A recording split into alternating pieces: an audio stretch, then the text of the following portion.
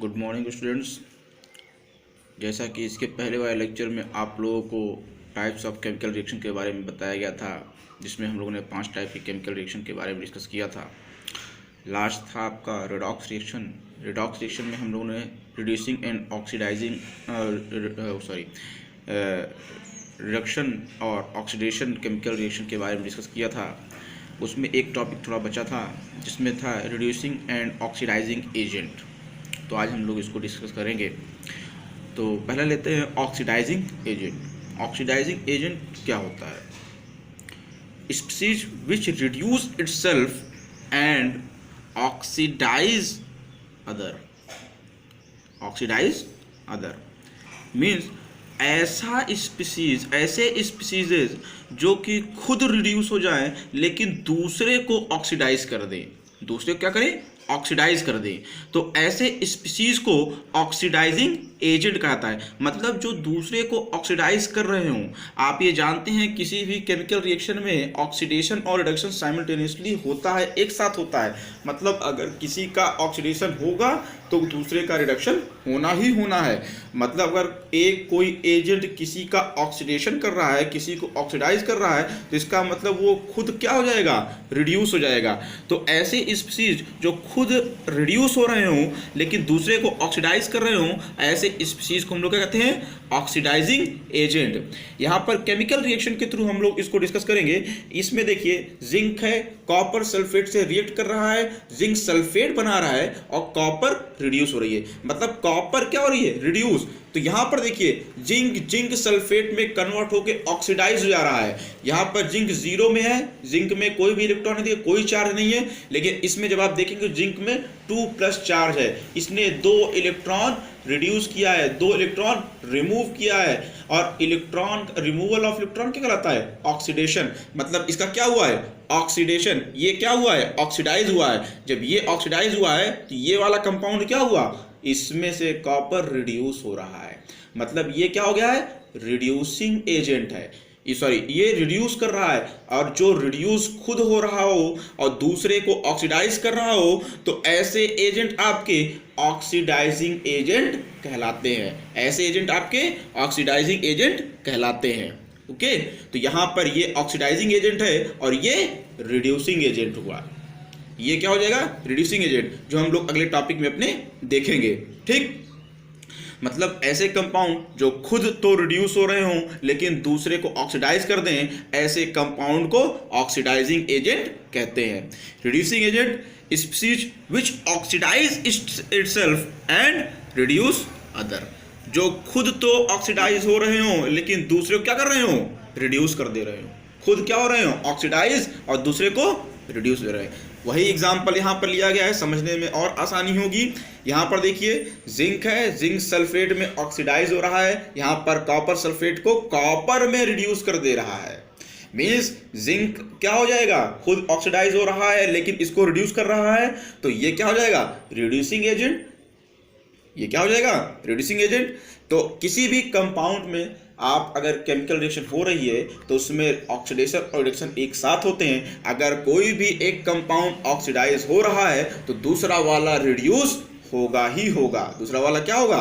Reduce होगा ही होगा। मतलब एक का अगर ऑक्सीडेशन होगा तो दूसरे का रिडक्शन होगा। जिसका ऑक्सीडेशन होगा वो रिड्यूसिंग एजेंट और जिसका रिडक्शन होगा वो ऑक्सीडाइजिंग एजेंट।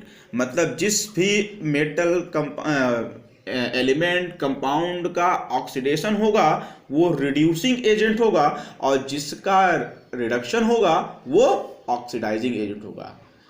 जो केमिकल रिएक्शन उस पर परफॉर्म हो रही है उसके ठीक अपोजिट वो एजेंट की तरह वर्क करेगा। ऑक्सीडेशन अगर हो रहा है तो रिड्यूसिंग एजेंट, रिडक्शन हो रहा है तो ऑक्सीडाइजिंग एजेंट। क्लियर? ठीक, अब आते हैं हम लोग एक नया टॉपिक लेते हैं, कोरोजन। कोरोजन को नाम से ही आप जानते हैं कि किसी भी चीज को खत्म होना, किसी भी चीज का खत्म होना। कोरोजन मतलब होता है खत्म होना। हिंदी में कहते हैं इसको क्षरण। ठीक, कोरोजन होता है कोई चीज खत्म हो रही हो जैसे। ठीक है, और हम लोग मेनली इसमें स्टडी करेंगे मेटल के बारे में। कोरोजन टॉपिक जो आएगा वो मेटल को लेकर के आएगा। ठीक है, corrosion is a natural process that converts a refined material into a more chemically stable form such as oxidized hydroxide or sulfides. It is the gradual destruction of material यहाँ पर मेटल को लिया गया है by chemical reaction with environment। ठीक, इसमें यह बता दिया गया है कि क्रोजन आपका नेचुरल प्रोसेस है जिसमें एक रिफाइंड साफ सुथरा अच्छा मेटल केमिकली रिएक्ट करके इन्वायरमेंट से ऑक्सीडाइज सल्फाइड हाइड्रोक्साइड में कन्वर्ट हो जाता है।